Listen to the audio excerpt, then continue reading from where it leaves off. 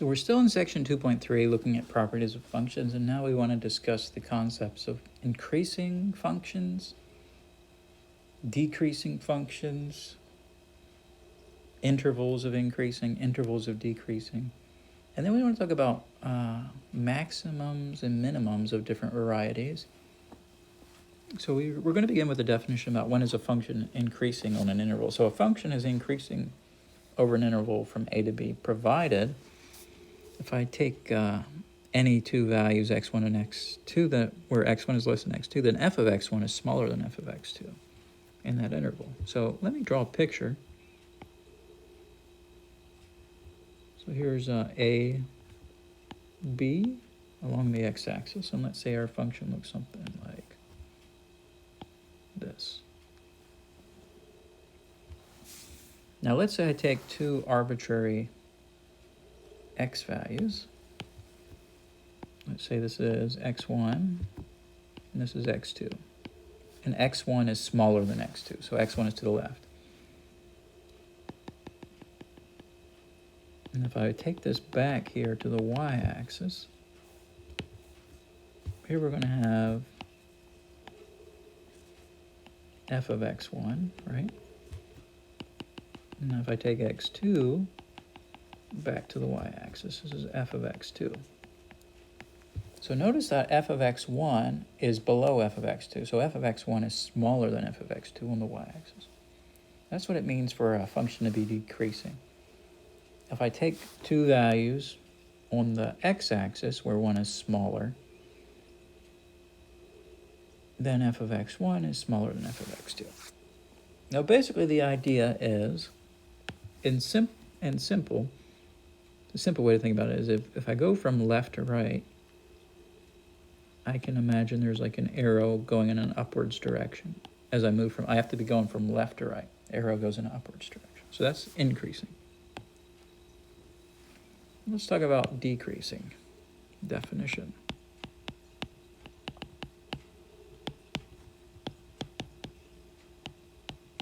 A function f is going to be decreasing on some interval ab, provided the following happens. F of x2 is going to be less than f of x1 for all x1 less than x2 in that interval a to b. What does that mean exactly? Let's get a picture going. So we have this interval called AB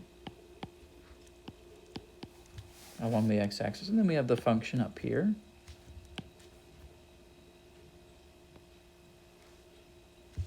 Like that. That's our function. And let's just pick arbitrary x1 and x2 in there. Any x1. So here's x1. And that's going to be to the left of x2. So x1 is always smaller than x2. And if I trace x1 up to the function and then back to the, imagine over here's the y-axis, this would be f of x1. If I take x2 to the function and then to the y-axis, this would be f of x2. Notice here that f of x2 this time is smaller than f of x1. Yeah, so that's the formal characterization, but the simple way to think about this is as you go from left to right, you can imagine there's an arrow going in a downwards direction. So from left to right, the arrow goes down, so you're decreasing. So arrow goes up, you're increasing, arrow goes down, you're decreasing, as you go from left to right. That's the easy way to think about it. Okay. Maybe do an example or so. An example or so.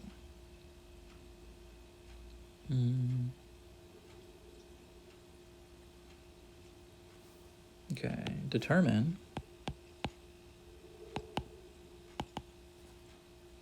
the intervals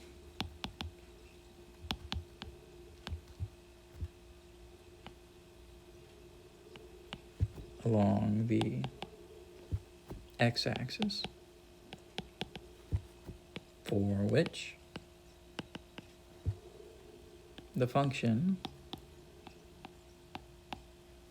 is, first of all, increasing. And then after you've done that, and number 2, determine those intervals along the x-axis for which the function is 2 decreasing.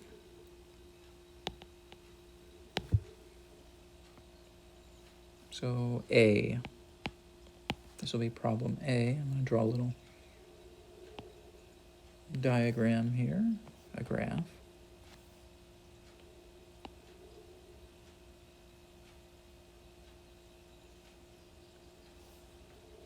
It's going to be A, B, C, D,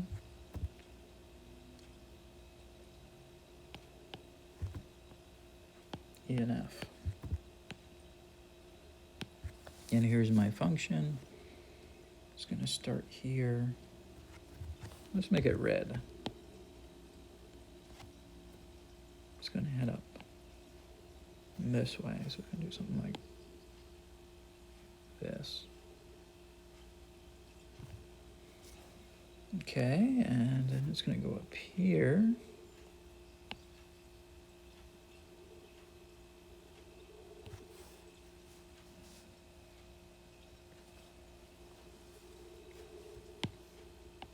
And try to make this a little smoother if I can. So it's going to do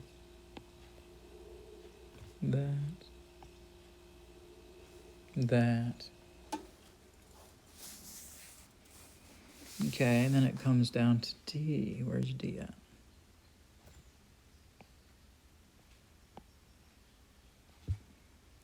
And then it goes back up to E. Up here. And then it goes down to F. And that's my function. So the first thing I want to do, I want to figure out where is the function increasing. So I'm going to say here, 1, F is increasing on the following intervals. So I'm going to go from the left to the right, and notice as I go from left to right, and I follow the function, the arrows are moving upwards all the way from A to C. So on the interval from A to C, and you always use the parentheses. So right after A, it begins to increase, and it continues increasing all the way to C. Now, it doesn't increase between C and D, but it starts increasing again after D, right? You draw arrows, and the arrows are going in an upwards direction between D and E. So I'm going to write a union. I'm taking a break. I'm going to go D to E. We're increasing. So we have 2 intervals on which we're increasing. Here between A and B, and here between D and E. We're increasing on those intervals.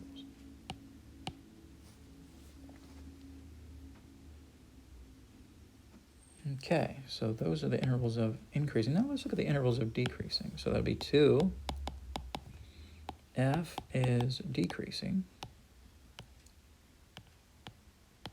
on the intervals. So if you start right after C and draw an arrow, notice the arrow's heading in a downwards direction. So that's in between C and D. So right in between C and D. So on the interval C, comma D.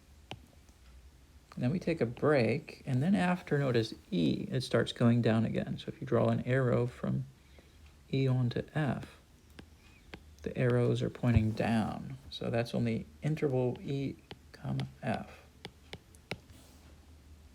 So F is decreasing on CD as well as EF.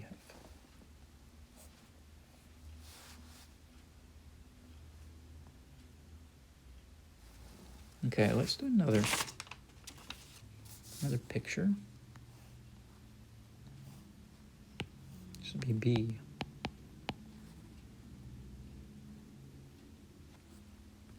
I want to carefully label these.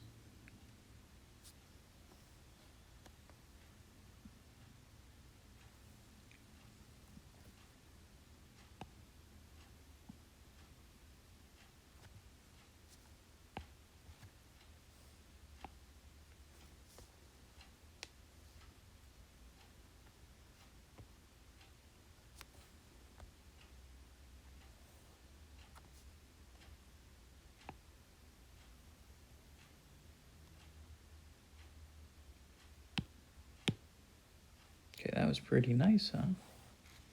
Here's my x-axis. Here's my y-axis. 1, 2, 3, 4, 5, 6, 7, 8, 9, 10, 11, 12. Do 1, 2, 3, 4, 5, 6, 7, 8, 9, 10. Okay, so I'm going to start here.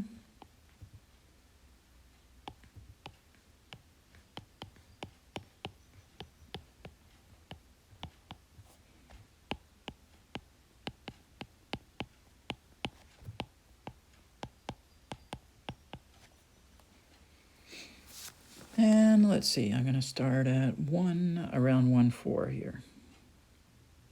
No, 1, 5. Let's make it 1, 5. Then we're going to go down to 2, 1. Okay, so this should be a red dot.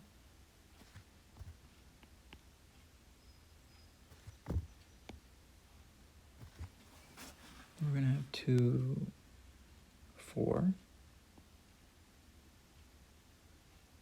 It's a closed dot, So the other dots are open. It's a closed dot. And we're going to go up to 3, 6.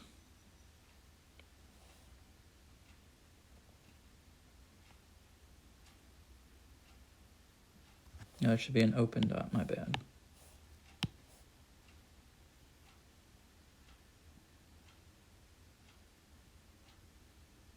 I'll make it 4, 6. Let's make it 4, 6. Something like that. Something like that. There we go. That's okay, I guess. What are we going to do next? We're going to do 4, 9.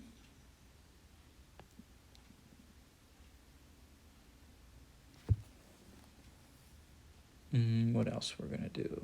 We're going to do 6, 3. 6, 3.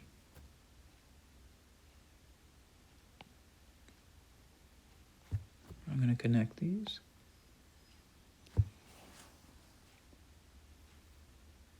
And I'm going to do, let's see, 8, 7.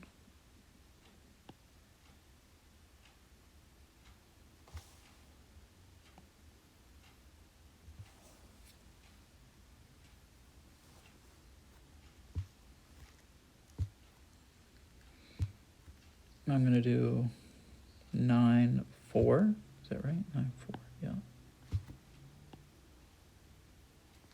And I'm going to do off forever to the right, going upwards.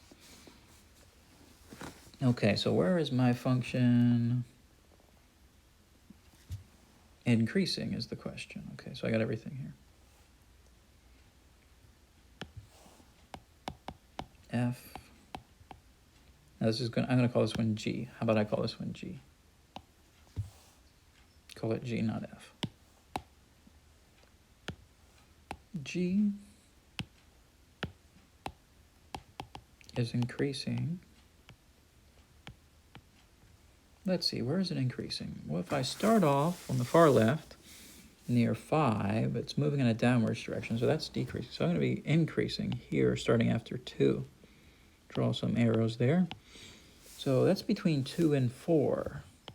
So that's on the interval 2, 4. So between 2 and 4, that's 2, 4. Now between 4 and 6 is going to be heading downwards, but if I start out right after 6, it's going to move in an upward direction. That's between what? 6 and 8. 6 and 8. So I'm going to put a union symbol. And then from 6 to 8. Now between 8 and 9, it's moving in a downwards direction, so we don't want to use that for increasing. But after 9, right, it starts increasing, and it continues increasing forever, right? It always increases after 9 because it continues forever to the right. That's going to be 9 to infinity. So infinity means you just keep going to the right. So increasing forever to the right. That's increasing. Decreasing. When is G decreasing? I should have written the word on before. So when it said G is increasing, it should have said on those intervals. So now decreasing. We're decreasing. So notice from left to right here, between 1 and 2, the arrows point in a downwards direction. So that's on the interval 1, 2. And then if I jump over to 4 and I continue after 4, notice I'm decreasing because the arrows are moving in a downwards direction. That's between what? 4 to 6. So that interval is going to be 4, 6 with parentheses. And finally, between, let's see, 8 and 9, we're moving in a downwards direction. So 8. So I'm going to put a union then 8, 9 with parentheses. So those are our 3 intervals of decreasing. Okay. So we had increasing and decreasing. We want to introduce some more terminology. We want to talk about what does it mean for a function to have a local max, local min.